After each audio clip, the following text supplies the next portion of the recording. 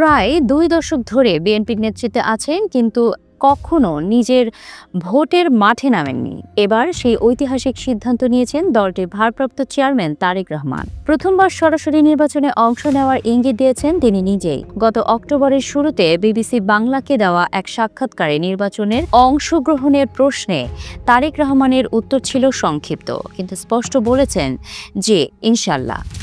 এই এক বাক্যেই রাজনৈতিক মহলে শুরু হয় জোর গুঞ্জন। তারেক রহমান ফিরছেন ভোটের রাজনীতিতে।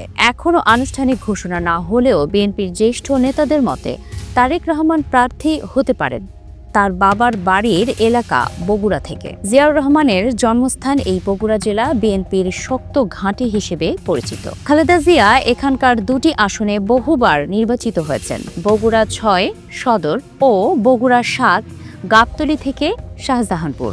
বগুড়া ৭ আসনে বিগত ১২টি নির্বাচনের মধ্যে বিএনপি জয় পেয়েছে ৬ বার। স্থানীয়রা বলেন এলাকা মানেই জিয়া পরিবার। খালেদা জিয়া ৪ বার বগুড়া ৬ আসনে জয় পেয়েছেন। স্থানীয় নেতারা জানান, আমরা নিশ্চিত ভাই বগুড়া ৭ আসন থেকেই প্রার্থী হবেন।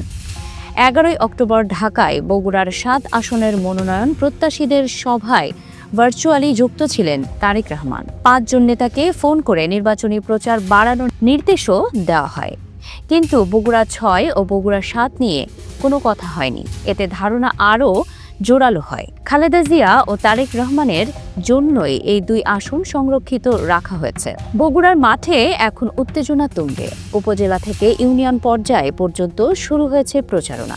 গাবতলীর সভাপতি মোর্শেদ মিল্টন বলেন, আমরা ভাইয়ার জন্য মাঠে নেমে গেছি, তিনি হবেন আগামী দিনের প্রধানমন্ত্রী।